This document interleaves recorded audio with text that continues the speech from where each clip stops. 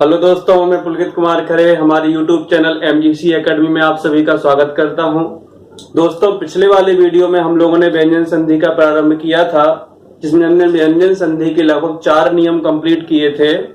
उसके बाद में जितने नियम हमारे बचते हैं, आज हम वो सभी नियम कंप्लीट करेंगे।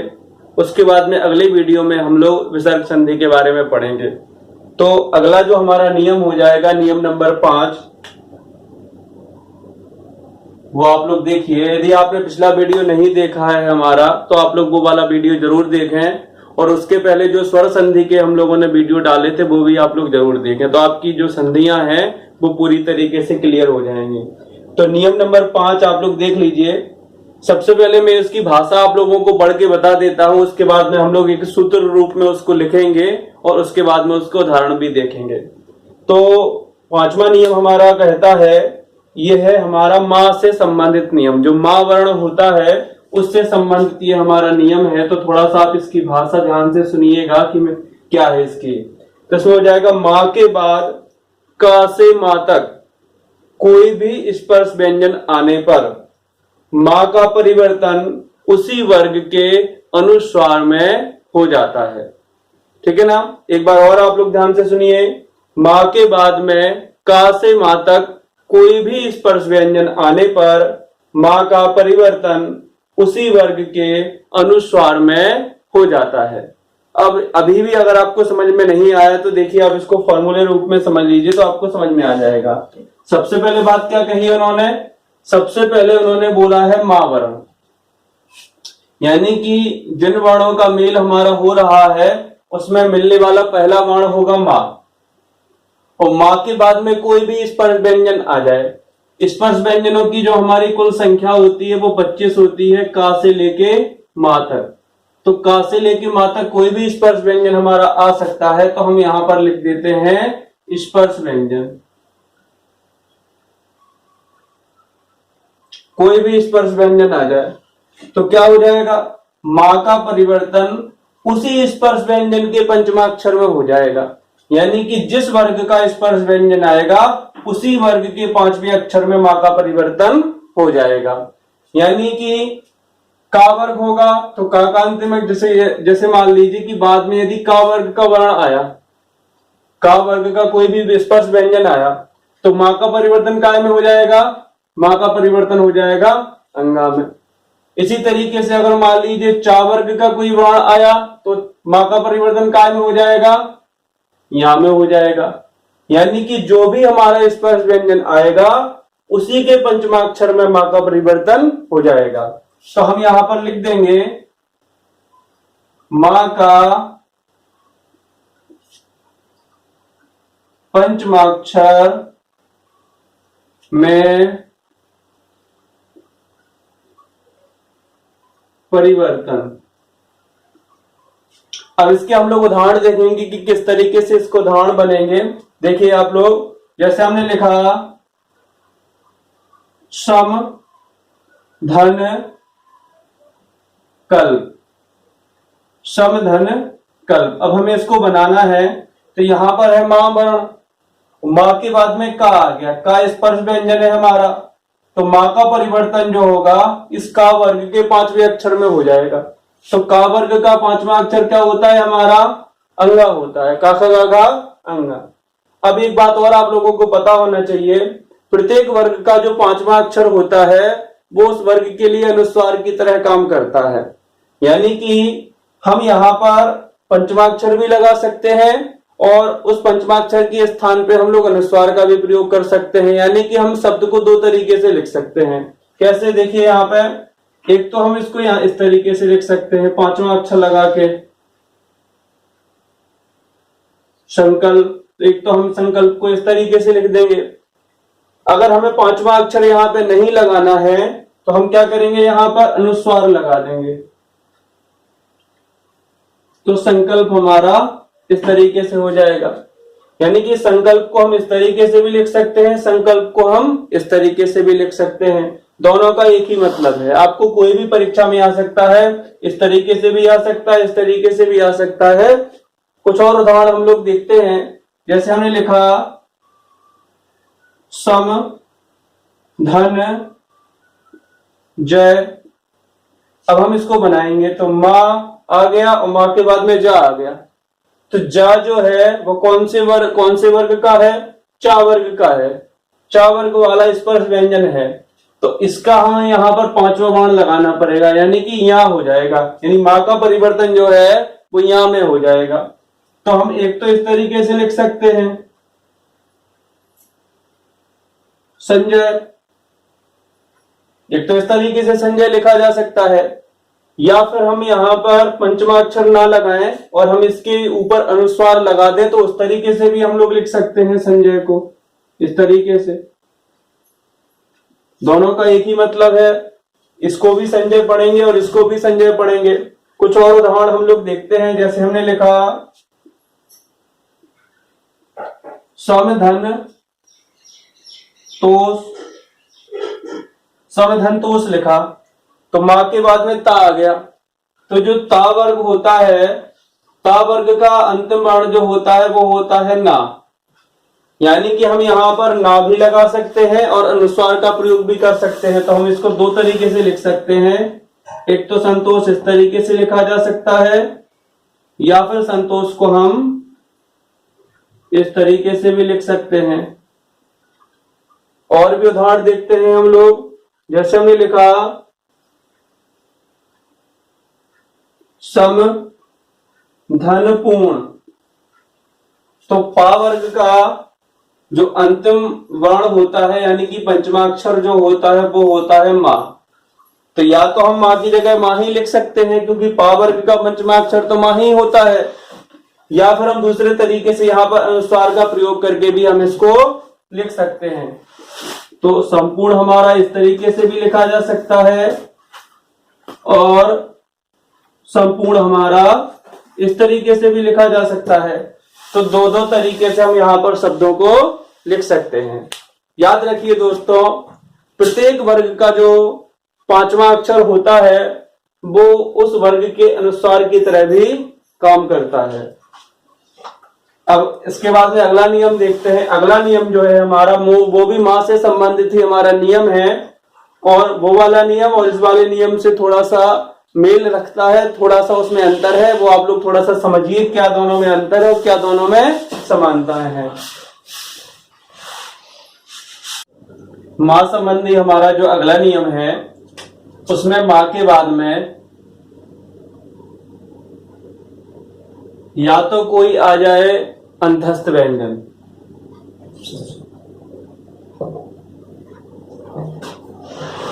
या आ जाए कोई उष्ण व्यंजन, तो माँ का परिवर्तन जो है वो अनुस्वार में हो जाएगा। माँ का अनुस्वार में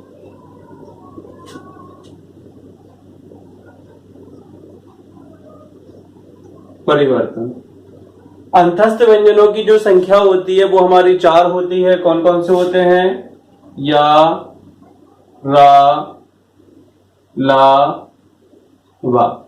और उस व्यंजनों की भी संख्या हमारी 4 ही होती है। श, श, श, हा। तो इस तरीके से माँ के बाद में 8 वर्णों में से कोई भी एक वर्ण आ जाए, यानी कि या तो इन चारों में से कोई भी अंतस्थ व्यंजन आ जाए या इन चारों में से कोई भी उस व्यंजन आ जाए, तो माँ का परिवर्तन जो होगा वो अनुस्वार में हो जाएगा। पिछले वाले नियम में क्या था कि माँ का परिवर्तन पंचमाक्षर में होता था, यानी कि हम शब्द को 2 तरीके से लिख पा रहे थे। हम माँ के स्थान पे उस स्पर्श व्यंजन का 5वां अक्षर भी लगा पा रहे थे, या फिर हम उसके स्थान पे अनुस्वार का भी प्रयोग कर पा रहे थे। लेकिन इस नियम में क्या अंतर है? इस नियम में हम केवल अनुस्वार का ही प्रयोग करेंगे, हम उसके स्थान पर किसी दूसरे वर्ण को नहीं लगा सकते हैं। कैसे, वो आप लोग उदाहरण के माध्यम से समझ जाएंगे। जैसे हमने लिखा सम धन योग, समधन योग लिखा, इसका हम लोग बनाएंगे। माँ के बाद में या आ गया, या मतलब कि अंतस्थ व्यंजन, तो माँ का परिवर्तन अनुस्वार में हो जाएगा। तो संयोग इस तरीके से बनेगा। संयोग को केवल हम इसी तरीके से लिखेंगे, किसी और तरीके से संयोग को नहीं लिखा जा सकता है, केवल हमें अनुस्वार का ही प्रयोग यहां पर करना पड़ेगा। कुछ और एग्जाम्पल हम लोग यहां पर देखते हैं। जैसे हमने लिखा शम धन शार, तो यहां पर भी मां का परिवर्तन अनुस्वार में हो जाएगा, तो समधन सार का बन जाएगा संसार। और देखते हैं, जैसे हमने लिखा सम धन वाद, समधनवाद है, इसको हम लोग बनाएंगे तो हमारा बन जाएगा संवाद। इसी तरीके से कुछ और बनाते हैं हम लोग। जैसे हमने लिखा सम धन शोधन, तो समधन शोधन का जब हम लोग संधि करेंगे तो बन जाएगा हमारा संशोधन।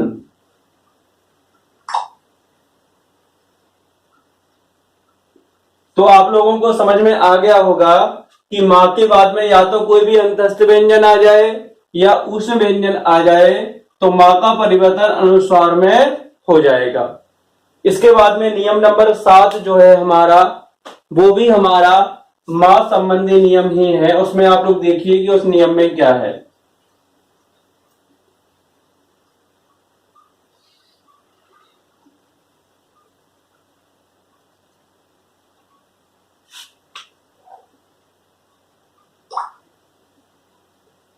नियम नंबर 7, इसमें देखिए मां के बाद में यदि मां ही आ जाए, कोई दूसरा वर्ण ना, मां वैसे स्पर्श व्यंजन होता है और स्पर्श व्यंजन वाला नियम हम लोग पढ़ चुके हैं, लेकिन मां के बाद में केवल मां स्पर्श व्यंजन, यानी इस स्पर्श व्यंजन को हम थोड़ा सा अलग रखेंगे, बाकी के स्पर्श व्यंजन के लिए पहले वाला नियम काम करेगा। तो यदि मां के बाद में यदि मां आ जाएगा तो मां का परिवर्तन मां में ही होगा, यानी मां का मां ही रहेगा। इसकी जगह पे हम लोग अनुस्वार का प्रयोग नहीं कर सकते हैं। उदाहरण के माध्यम से देखेंगे। जैसे हमने लिखा शम धन मिलित, समधन मिलित का हम लोग संधि बनाएंगे तो इसका बनेगा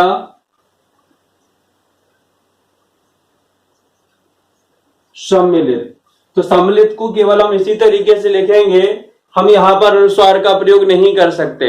अगर हम यहां पर अनुस्वार का प्रयोग कर देंगे तो हमारा जो शब्द है वो गलत माना जाएगा।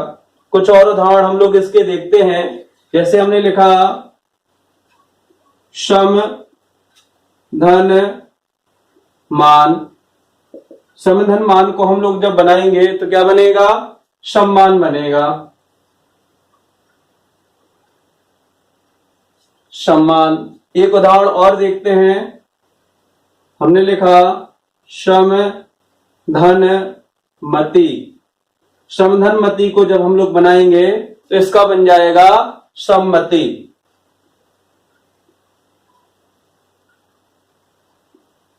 इस तरीके से ये बनेंगे।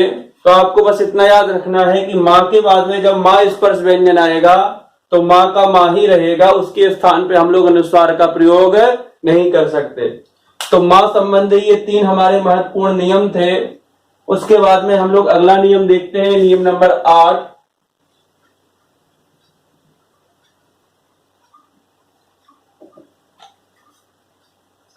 नियम नंबर 8 की पहले आप लोग भाषा समझिए, उसके बाद में हम लोग इसको एक सूत्र रूप में लिखेंगे तो आपको और अच्छे से समझ में आ जाएगा। नियम है हमारा कि सा से पहले आ को छोड़कर कोई स्वर हो तो सा का परिवर्तन शा में हो जाता है। कैसे, वो देखिए आप लोग। हम इसको सूत्र रूप में लिखेंगे तो आपको और ज्यादा समझ में आ जाएगा। जैसे मान लीजिए कि हमारा वर्ण हो सा और सा के पहले कोई स्वर हो, कोई भी स्वर हो सकता है, लेकिन ना ही ह्रस्व आ होना चाहिए और ना ही दीर्घ आ होना चाहिए, यानी इन दोनों स्वरों को छोड़ के कोई भी दूसरा स्वर हमारा हो सकता है। अगर ये दोनों स्वर होंगे तो फिर ये वाला नियम हमारा काम नहीं करेगा। तो दूसरा कोई भी स्वर हो सकता है। तो इस कंडीशन में क्या होगा, इस स्थिति में सा का जो परिवर्तन है वो पा वाले सा में हो जाएगा। अब हम इसका उदाहरण देखेंगे तो आपको और अच्छे से समझ में आ जाएगा। जैसे हमने लिखा नी धन सिद्ध। अब यहां पर सा है और सा के पहले स्वर है। स्वर कौन सा है? यहां पर ई स्वर है। तो नियम के अनुसार केवल ये दोनों स्वर नहीं होने चाहिए, इसके अलावा दूसरा तो कोई स्वर हो ही नहीं सकता है। तो यहां पर ई स्वर है, तो इस वाले सा का परिवर्तन हम लोग पा वाले सा में कर देंगे, तो इसका बनेगा निषिद्ध। इस तरीके से बन जाएगा निषिद्ध, यानी कि हम सा को बदल देंगे। और देखते हैं कुछ, जैसे हमने लिखा अभिधन शेख। अभिधन शेख लिखा, अब हम इसको बनाएंगे, इसका भी उसी तरीके से बनेगा। तो अभिषेक इस तरीके से बन जाएगा अभिषेक। एक और उदाहरण हम लोग देखते हैं इसका। जैसे हमने लिखा नी धन शेद, तो निधन सेद लिखा। अब हम इसका बनाएंगे तो क्या होगा? पा वाला सा आ जाएगा यहां पर, तो निषेध हमारा इस तरीके से बन जाएगा। एक और अंतिम उदाहरण हम लोग देखते हैं। जैसे हमने लिखा वी धन सम, तो इसमें भी सा परिवर्तित होकर दूसरे सा में चला जाएगा, तो हमारा बन जाएगा विषम। तो इस तरीके से इस वाले सा का इस वाले सा में परिवर्तन हो जाएगा। अगला नियम है हमारा, सा के बाद में या तो आ जाए रा या फिर आ जाए रिर। इन दोनों वर्णों में से कोई भी एक वर्ण यदि हमारा सा के बाद में आ जाता है तो सा में कोई भी परिवर्तन नहीं होगा, वही सा रहेगा। ये वाला सा उसी सा में रहेगा, उसमें किसी भी प्रकार से दूसरे वर्ण में परिवर्तन नहीं होगा। इसके कुछ हम लोग उदाहरण देखते हैं तो आप लोगों को अच्छे से समझ में आ जाएगा। बहुत ही सरल नियम है ये हमारा। जैसे हमने लिखा अनु धन शरण, तो पिछले नियम के अनुसार यदि हम देखें तो पा वाले सा में परिवर्तन हो जाना चाहिए था, लेकिन यहां पर सा के बाद में क्या आ गया? रा आ गया। तो फिर इस सा में किसी भी प्रकार से परिवर्तन नहीं होगा, हम यही वाला सा वहां पर रखेंगे, तो अनुसरण बन जाएगा हमारा इस तरीके से अनुसरण। कुछ और उदाहरण हम लोग देखते हैं। जैसे हमने लिखा वी धन स्मरण, तो इसका हम लोग बनाएंगे। यहां पर भी हमारा कोई परिवर्तन नहीं होगा क्योंकि यहां पर बाद में रा आ गया, तो इस तरीके से विस्मरण बन जाएगा। इसमें भी सा में कोई परिवर्तन नहीं होगा। तो बस आपको याद रखना है कि यदि सा के बाद में रा या रिर आ जाता है तो फिर यही सा रहेगा, इसका दूसरे सा में परिवर्तन नहीं होगा। बहुत ही सिंपल सा नियम है, बस आपको छोटी सी बात यहां पर याद रखना है। अगला नियम देखते हैं हम लोग।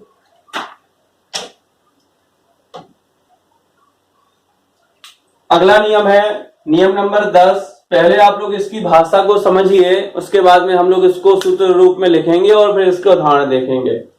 इसमें है कि यौगिक शब्दों में यदि पहले शब्द के अंत में ना हो, ना कैसा कि उसके साथ में स्वर नहीं होना चाहिए, हलंत होना चाहिए, यानी इस प्रकार से ना हो तो उसका लोप हो जाता है। यानी कि जो ये ना है, इस ना का लोप हो जाएगा। वहां पर कैसे हो जाएगा उसको हम लोग जब उदाहरण देखेंगे तो आपको बहुत अच्छे से वो समझ में आ जाएगा। इसका हम लोग डायरेक्ट उदाहरण के माध्यम से समझेंगे, इसमें हमें कोई सूत्र लिखने की आवश्यकता नहीं है। आप लोग बस उदाहरण देखिए, उदाहरण से आपको पूरा समझ में आ जाएगा। बहुत ही सरल नियम है। देखिए आप लोग, जैसे हमने लिखा राजन धन आज्ञा। अब यहां पर आप लोग देखोगे कि यहां पर ना है, हलंत वाला ना है, यानी कि इसके साथ में स्वर नहीं है। तो जब हम लोग यहां पर संधि बनाएंगे तो ये वाला ना हमारा लोप हो जाएगा, ये यहां से चला जाएगा और ये वाला आ जाके साथ में जुड़ जाएगा तो क्या हो जाएगा, राजाज्ञा बन जाएगा। तो यहां पर हो जाएगा राजन धन आज्ञा बराबर राजाज्ञा। इसी तरीके से कुछ और उदाहरण हम लोग देखते हैं। जैसे हमने लिखा प्राणिन धन मात्र, तो प्राणिन धन मात्र में यहां पर भी ना है तो इस वाले ना का भी लोप हो जाएगा और ये वाला इसी में जुड़ जाएगा तो क्या बन जाएगा, प्राणी मात्र। यानी कि ना को हटा देंगे और इनको मिला के आपस में रख देंगे तो क्या बनेगा, प्राणी मात्र बन जाएगा। और देखते हैं, जैसे हमने लिखा मंत्रिन धन मंडल, मंत्रिन धन मंडल लिखा हुआ है तो क्या करेंगे, ना को हटा देंगे और बाकी दोनों को जोड़ के लिख देंगे। बहुत ही सरल है, मंत्री मंडल। तो इस तरीके से हमारा ये बन जाएगा। बस आपको इतना याद रखना है कि यदि मान लीजिए किसी शब्द के अंत में इस तरीके से ना लगा हुआ है, इसके साथ में स्वर ना हो, तो फिर उसका लोप हो जाता है और दोनों शब्द आपस में जुड़ जाते हैं और उस तरीके से संधि हमारी बन जाती है। एक अंतिम नियम यहाँ पर आप लोग और समझिए और उसके बाद में हमारी स्वर संधियां कंप्लीट हो जाती हैं। उसके बाद में हम लोग अगले वीडियो में व्यंजन संधि, विसर्ग संधि के बारे में पढ़ेंगे। तो अंतिम नियम जो हमारा नियम नंबर 11 है उसको आप लोग और समझ लीजिए।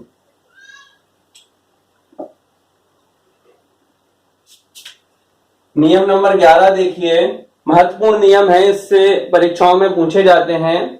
इसमें है ऋ रा या सा, इन तीनों वर्णों के बाद में ऋ रा या सा के बाद में यदि ना आ जाता है, यानी कि पहले कौन कौन से वर्ण हो, ऋ हो, रा हो या सा हो, और उसके बाद में क्या हो, उसके बाद में ना हो, तो ना का जो परिवर्तन है वो हमारा काय में हो जाएगा, वो हमारा अड़ा में हो जाता है। बस ये आपको याद रखना है। अधिकतर ऋ रा और सा हो और उसके बाद में ना हो, तो ना का परिवर्तन काय में हो जाता है, अड़ा में हो जाता है। देखिए इसको किस तरीके से इसका परिवर्तन होगा। जैसे हमने लिखा प्रा धन नाम, तो ना का परिवर्तन काय में हो जाएगा, इस वाले अड़ा में हो जाएगा, तो हम यहां पे लिख देंगे प्रणाम। प्राधन नाम बराबर क्या हो जाएगा, प्रणाम हो जाएगा। कुछ और देखते हैं, जैसे हमने लिखा प्रधन मान, तो क्या हो जाएगा, प्रमाण हो जाएगा। कुछ और उदाहरण हम लोग देखते हैं, जैसे हमने लिखा राम धन अयन, तो राम धन अयन का जब हम लोग बनाएंगे तो क्या बन जाएगा, यहां पर जो ना है ये अड़ा में परिवर्तित हो जाएगा, तो क्या बन जाएगा, रामायण बन जाएगा। राम धन अयन बराबर रामायण बन जाएगा। एक दो उदाहरण हम लोग और देखते हैं, जैसे हमने लिखा परि धन नाम, तो इसका क्या बन जाएगा, इसका बन जाएगा परिणाम। तो बस आपको बस थोड़ा सा इतना याद रखना है कि कई सारी संधियों में ना का परिवर्तन जो है वो अड़ा में हो जाता है। बनाते समय आपको बहुत ही आसानी से ये समझ में भी आ जाएगा। तो ये हमारे ना जो व्यंजन संधि के नियम थे वो हमने कंप्लीट किए हैं और अगले वाले वीडियो में हम लोग विसर्ग संधि को कंप्लीट करेंगे। और यदि आप लोगों ने हमारे पिछले वीडियो नहीं देखे हैं स्वर संधि से संबंधित, इसके पहले वाला जो व्यंजन संधि का वीडियो था वो भी आप लोग देखिए, उसके पहले हमने वर्णमाला के वीडियो बनाए थे वो भी आप लोग देखिए, और आपको आगे भी इसी तरीके से बहुत ही अच्छे अच्छे वीडियो मिलते रहेंगे। यदि आपको कुछ समझ में आता है, अगर आपको अच्छा लगता है तो आप लोग हमारे वीडियो को लाइक करिए और ज्यादा से ज्यादा अपने दोस्तों तक पहुंचाइए। धन्यवाद।